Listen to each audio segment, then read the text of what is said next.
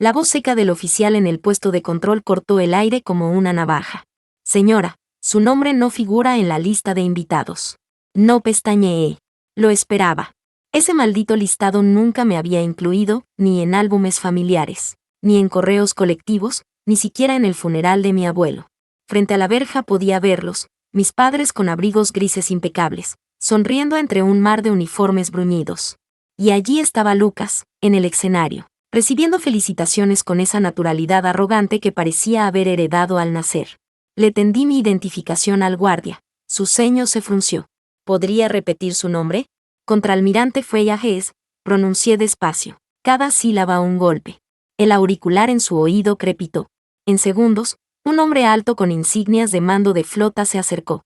Sus ojos se clavaron en los míos, y me saludó con una precisión cortante. La hemos estado esperando, ma'am. Giró hacia él. Equipo de seguridad.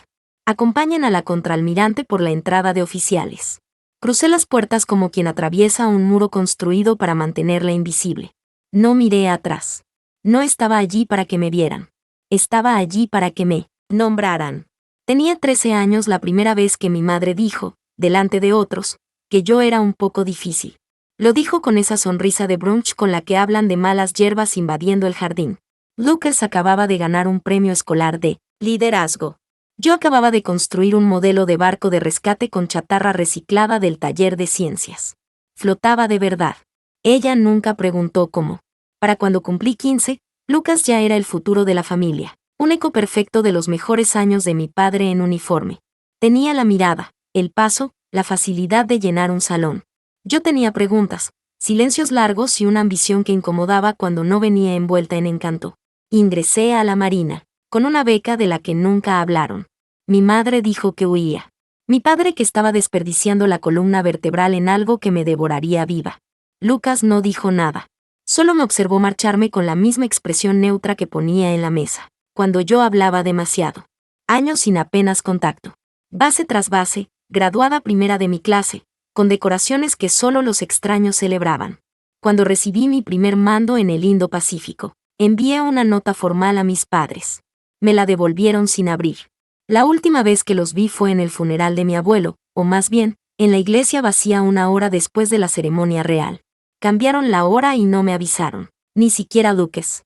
Me quedé en medio de flores marchitas y silencio, con el uniforme de gala, preguntándome cómo podían borrarte tan limpio personas que aún llevaban tu apellido. No hubo confrontaciones, ni mensajes después, solo otro muro más alto. Dejé de enviar actualizaciones, dejé de preguntar, pero nunca dejó de doler. Supe del ascenso de Lucas por comunicados de prensa, fotos con oficiales, discursos. Lo hacía bien, mejor que bien, y no lo resentía por eso. Lo que resentía era haber sido borrada para que su luz brillara más. Por eso, cuando me llegó el rumor de que recibiría la Cruz al Mérito en una ceremonia nacional, algo en el pecho se me endureció. No era rabia, ni envidia, era un peso sereno que pedía aire. No avisé a nadie. Pedí permiso personal, compré mi propio billete y empaqué el uniforme que no usaba hacía 6 meses. No sabía qué me esperaba. Solo sabía una cosa, estaba harta de estar borrada. La base naval brillaba, todo pulcro, banderas ondeando, familias aplaudiendo antes de que empezara nada. Caminé sola, sin nombre en el programa, sin asiento reservado. Así lo habían diseñado. Pero el silencio no borra la verdad. Y la mía estaba a punto de irrumpir. El pasillo olía a aire frío y a metal pulido. Me detuve frente al control, sintiendo mi propia respiración. El joven oficial que me pidió el nombre no sabía que estaba parado en el umbral de una historia que mi familia había enterrado por décadas. Esta vez lo dije sin temblar, sin explicación. No venía a tocar la puerta. Venía a atravesarla. El oficial revisó mi identificación de nuevo. Su postura cambió apenas la pantalla no dio el resultado esperado. Lo siento, contraalmirante, su nombre no está autorizado. Puedo consultarlo con el mando. No es necesario, respondí sin alterarme. Si no estoy, es porque así lo quisieron. Esperaré. Me aparté a un lado, observando cómo llegaban los invitados. Esposas orgullosas, niños agitando banderas, tenientes alisando cuellos. Mi familia entró como si lo hubieran ensayado. Lucas impecable, un sol dorado en cada gesto. Nadie miró atrás. No esperaba que lo hicieran. El auricular del oficial chisporroteó. Sus cejas se movieron. Excúseme, contraalmirante, el comandante Rawlins quiere hablar con usted. Lo reconocí de inmediato. Él estuvo la noche que coordiné una evacuación marítima en Luzón bajo un tifón, sin comunicaciones y con todos los civiles a salvo. No sonrió. Me saludó. Hemos estado buscándola, contraalmirante Hayes. Señaló el pasillo. Entrada de oficiales. Caminamos por el corredor interior. Vi las cámaras alineadas. Las tarjetas de asiento. Señor y señora Hayes. Coronel Lucas Hayes. Ninguna con mi nombre. Me pregunté si alguna vez habían preguntado por mí. Llegamos a la sala de preparación. Rechacé el agua. Me alicé las mangas. Rawlins me miró. ¿Saben que está aquí? Lo sabrán. Contesté. Asintió.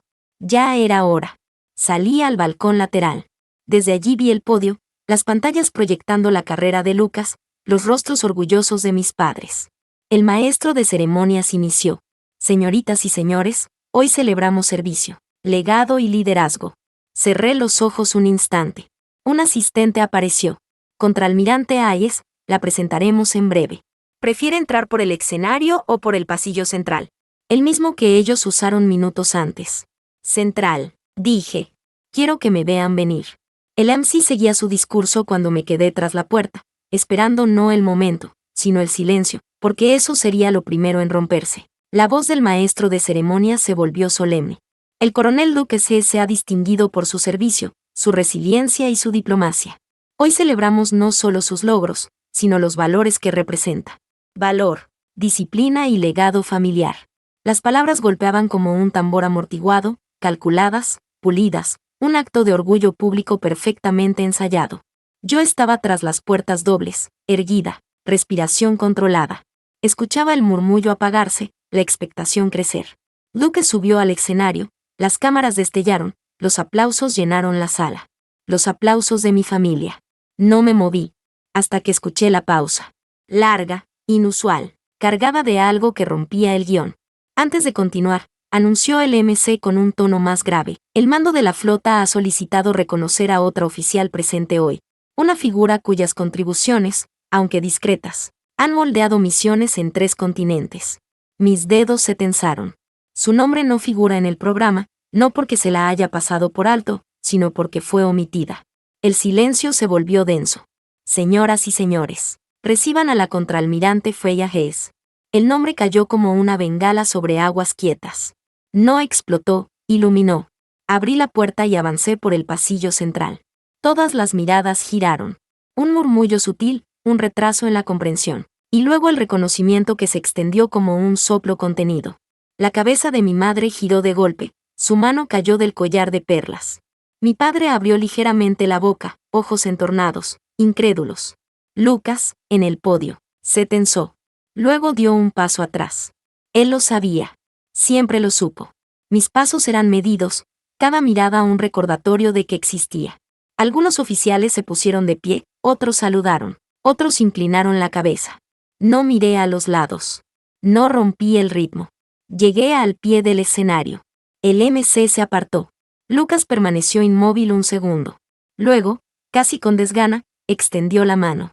Bienvenida, dijo con los ojos fijos en los míos. Bienvenida, contraalmirante Hayes. Lo dijo sin sonrisa ni exageración, solo verdad. Un murmullo atravesó el público. La hermana que creían desterrada. La oficial que nunca reclamaron. El nombre que nunca se había dicho en voz alta, ahora imposible de ignorar. Tomé su mano, breve y firme, y me giré hacia la sala. Los aplausos crecieron, no desbordados, pero pesados, respetuosos. Detrás de mí, la pantalla proyectó imágenes nuevas, mis despliegues, evacuaciones en tormentas, operaciones sin crédito público, mi rostro y el de mi equipo. La verdad, al fin expuesta. El MC volvió al micrófono. En reconocimiento a su historial, la contraalmirante Hayes recibe la Cruz Naval por operaciones humanitarias, por liderazgo bajo fuego, por servicios sin reconocimiento y por la clase de valor silencioso que sostiene a una flota. Me entregó la medalla. No sonreí, pero lo sentí como una herida antigua recibiendo aire por primera vez. Al terminar la ceremonia, me aparté. Lucas se acercó al pasar. «¿Viniste?», murmuró. No respondí. Aún no. En el patio comenzó la recepción, copas de champán, charlas ligeras, Flashes. Me quedé en la periferia. Eventualmente, Lucas se acercó solo. No sabía que te habían dejado fuera de la lista, dijo bajo. ¿No lo sabías?, pregunté. Bajó la vista. Tampoco te añadí. No era una disculpa, pero sí algo real. No vine por ellos, respondí. Lo sé, vi a mis padres desde lejos.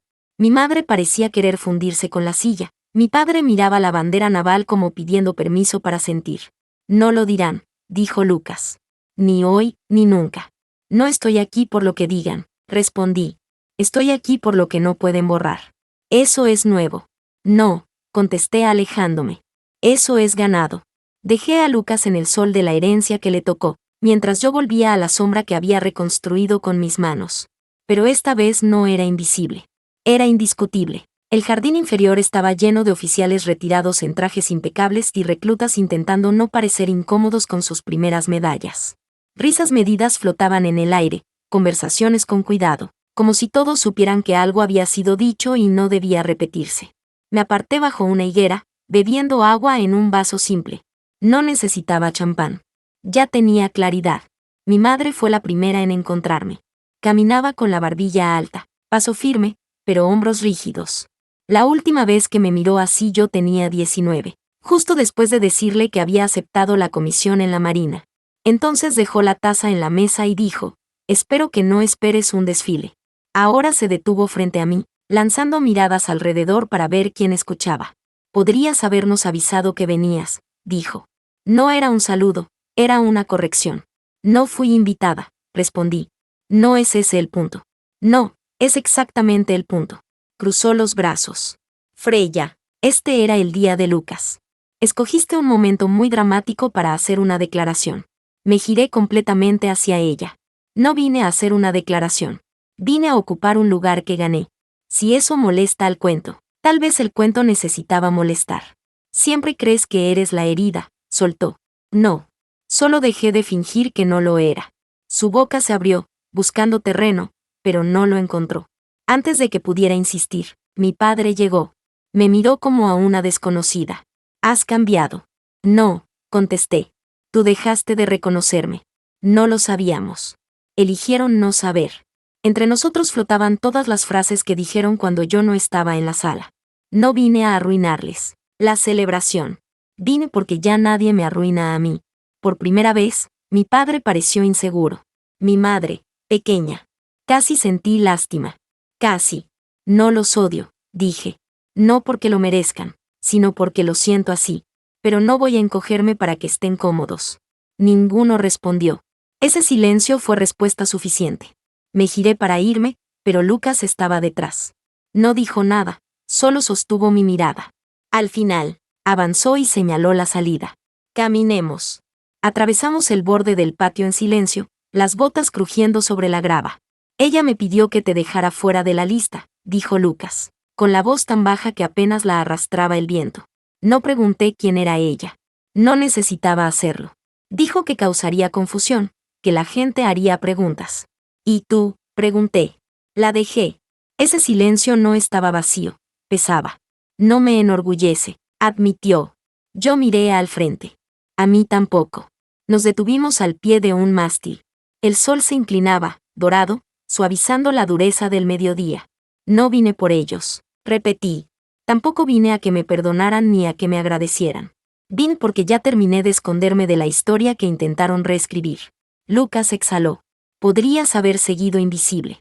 Pude, dije, pero entonces tú estarías aquí solo. Él me miró de verdad, quizá por primera vez en años, y dejó de verme como una ausencia. Me alegra que vinieras, dijo. Me alegra haber venido por mí, respondí. Me alejé, no por enojo, sino porque ya no tenía nada que probar. Ya había llegado. 2 días después estaba de vuelta en mi base. La niebla sobre los muelles aún no se había levantado, pero los reclutas ya marcaban el paso en la arena, gritando el ritmo entre la bruma. Voces jóvenes, algunas torpes, aprendiendo cuándo liderar y cuándo escuchar. Desde la cubierta de observación, los seguí con la vista. No eran perfectos, no iban sincronizados, pero lo intentaban. Detrás de mí, la sala de mando vibraba con actividad. Un teniente joven pasó trotando, saludó, y susurró, «Señora, El equipo dice que su hermano salió en las noticias anoche. La mencionó. Asentí, pero no pregunté qué dijo. Ya no necesitaba sus palabras para validar mi presencia. Esa tarde me puse frente a mi unidad, una mezcla de oficiales curtidos y cadetes de primer año. Íbamos a iniciar un ejercicio de despliegue conjunto. Antes de comenzar, la más joven, una chica callada con manos curtidas, levantó la voz: «Señora», cuando entró a ese auditorio. ¿Cómo logró mantenerse tan tranquila? Dejé que la pregunta flotara. Porque nadie en esa sala tenía el poder de hacerme desaparecer. No a menos que yo les entregara ese poder. Algunas cabezas bajaron, una o dos sonrieron. Comenzamos el briefing. Sobre la mesa, un mapa del Pacífico lleno de anotaciones y rutas marcadas. Señalé una línea roja, un antiguo recorrido de extracción que usé en una operación por la que nunca nos dieron medallas. No esperen permiso para actuar con propósito, dije. Y no esperen aplausos para ser reales. Esa noche me quedé tarde en la sala de guerra.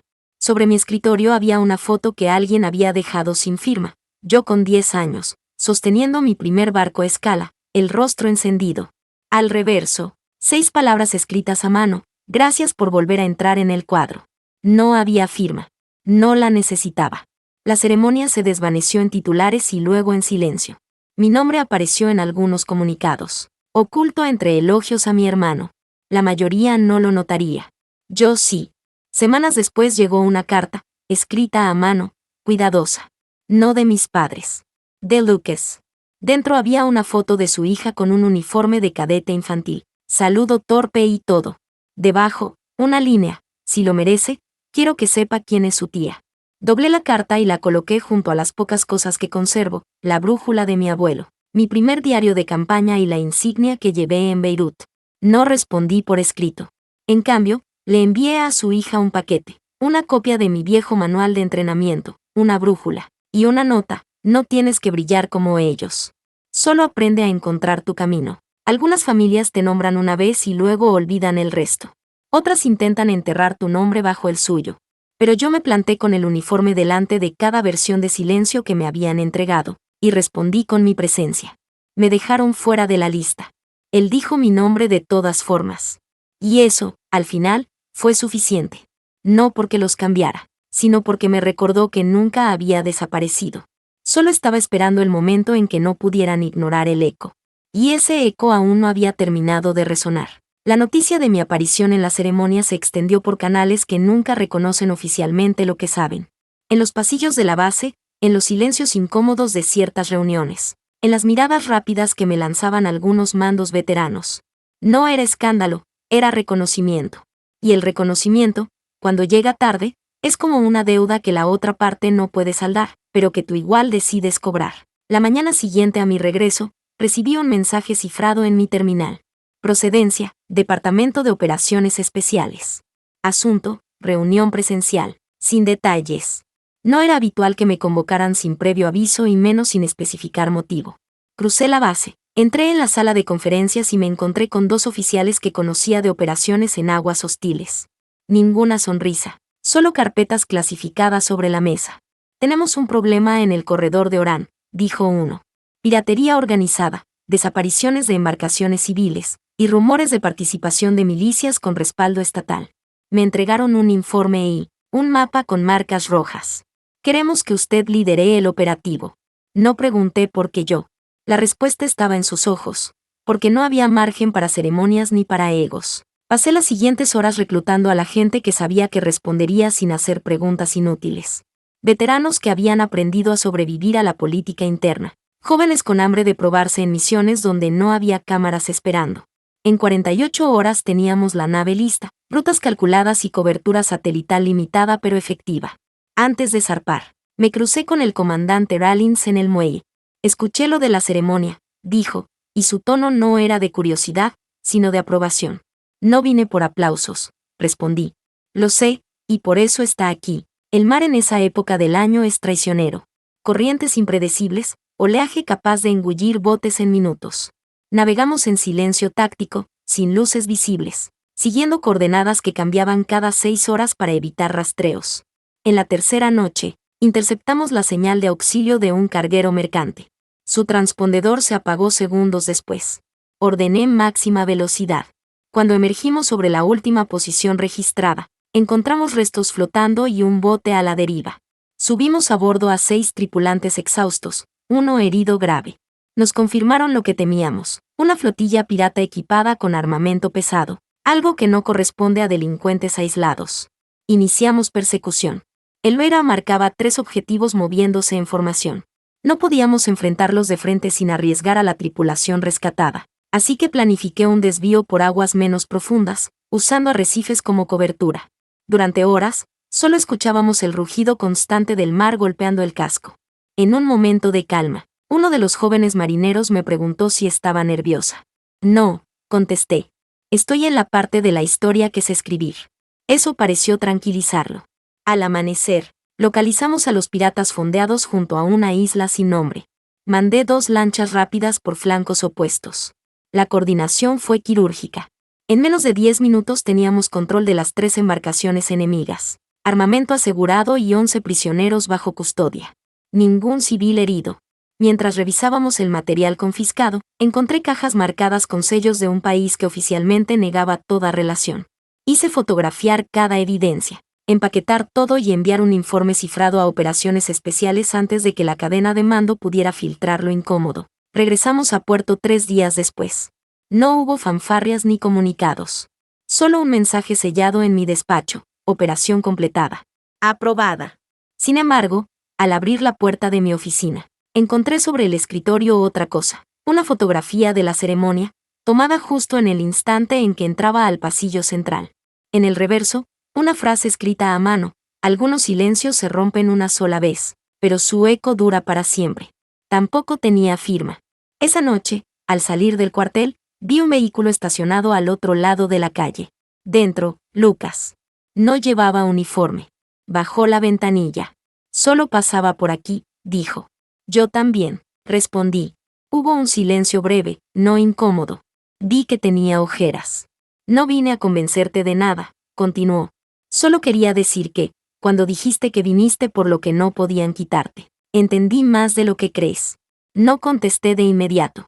Me limité a asentir. Él arrancó el coche, pero antes de girar la esquina, bajó la ventanilla otra vez. Si necesitas que alguien te respalde, aunque sea en la sombra, llámame. Y se fue. Me quedé allí, con el sonido del motor desvaneciéndose, preguntándome si por primera vez en mucho tiempo, la palabra familia podía significar algo más que una herida. El ofrecimiento de Lucas quedó flotando en mi mente como una boya solitaria en mar abierto. No lo necesitaba para sentirme completa, pero era la primera vez en años que alguien de mi sangre me tendía algo sin pedir nada a cambio. No tuve tiempo de pensarlo demasiado. 3 días después, recibí una alerta de seguridad interna. Un archivo clasificado había sido accedido sin autorización en el sistema de la base. El rastro apuntaba a un terminal en mi propio bloque administrativo. Convocar a todos para un interrogatorio masivo era ineficiente y peligroso. Decidí seguir el protocolo menos ortodoxo: vigilar personalmente fuera de horario. Pasé 2 noches en la sala de operaciones fingiendo trabajo rutinario, observando las entradas y salidas. La tercera noche, poco antes de las 2 de la madrugada, un suboficial de logística, uno de los rostros que siempre parecían invisibles en los pasillos, entró al centro de datos con una tarjeta que no debía poseer. Lo seguí en silencio. Cuando activó el panel de acceso, encendí la luz. Congelado, con las manos aún sobre el teclado. Contraalmirante, esto no es lo que parece. Siempre es lo que parece. Le corté. Ordené que lo detuvieran y aseguraran el terminal. El análisis posterior reveló que intentaba copiar rutas de convoys marítimos y listas de personal desplegado en zonas de riesgo. Información que, en las manos equivocadas, costaría vidas. En el informe a mando superior, propuse investigación externa. No confiaba en que todos aquí quisieran descubrir hasta dónde llegaba la filtración. Horas después, recibí un mensaje del mismo remitente cifrado que me había convocado para el operativo de Orán. Buen trabajo. Pero esto va más allá de un infiltrado solitario. Ese mismo día, en la sala de reuniones blindada, me presentaron un dossier. Varias operaciones de la Marina habían sufrido retrasos y fallos inexplicables en el último año.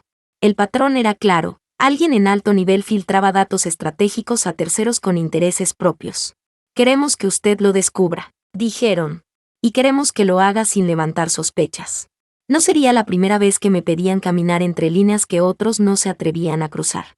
Armé un equipo mínimo, 3 oficiales que habían probado su lealtad en situaciones donde la obediencia ciega no servía de nada. Instalamos un nodo oculto para rastrear cualquier acceso a información sensible.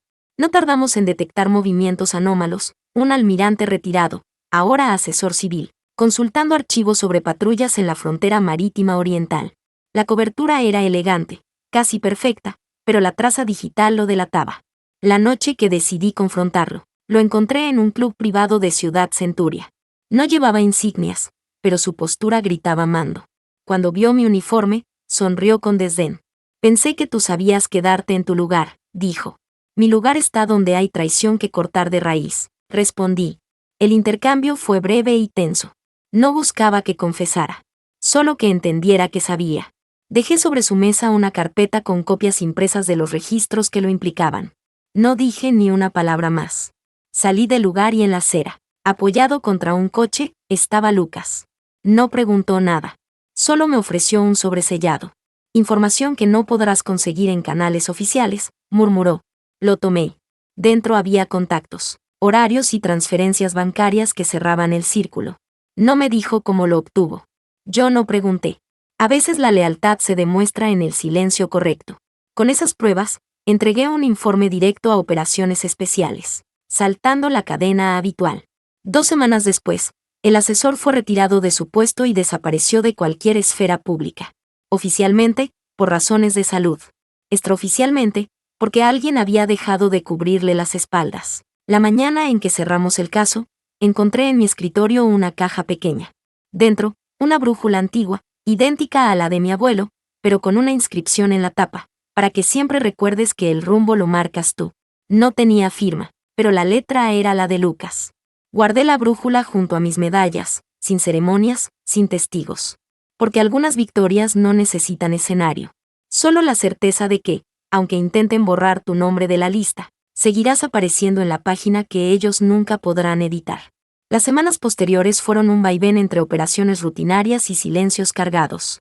La base seguía funcionando con la precisión fría de siempre, pero algo había cambiado en las miradas. Ya no era el fantasma que caminaba entre pasillos, invisible por decisión ajena. Ahora, hasta los que nunca me dirigían palabra medían su tono antes de abrir la boca. Una mañana, en plena revisión de patrullas, recibí una invitación inesperada, conferencia de estrategia naval en Ciudad Centuria. Asistencia solicitada para panel sobre liderazgo en entornos hostiles. No era un evento al que me hubieran convocado antes. El nombre del organizador en la carta me lo explicó todo, Lucas Hayes. Durante horas dudé si aceptarlo. Finalmente, firmé la confirmación. No era una reconciliación, pero sí un movimiento. El auditorio de la conferencia estaba lleno de mandos, asesores y jóvenes cadetes hambrientos de historias de combate. Subí al escenario sin guión escrito, solo con el peso de lo vivido. Hablé de operaciones donde el éxito no se medía en aplausos, sino en las vidas que regresaban a puerto. De las veces en que las órdenes eran un obstáculo y no una guía. De cómo el silencio, cuando es impuesto, es otra forma de ataque. No nombré a mi familia. No necesitaba hacerlo. Las caras atentas en la primera fila ya lo sabían. Al finalizar, se acercaron varios cadetes. Una de ellas, con ojos oscuros y uniforme aún con pliegues de nuevo, me dijo, señorita, ¿alguna vez pensó en rendirse? La miré fijamente.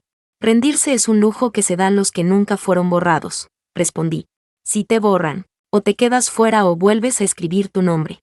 Ella asintió como si entendiera más allá de sus años. Cuando bajé del escenario, Lucas estaba esperándome. No con uniforme, sino con ropa civil. Tenía en las manos un sobre de cuero.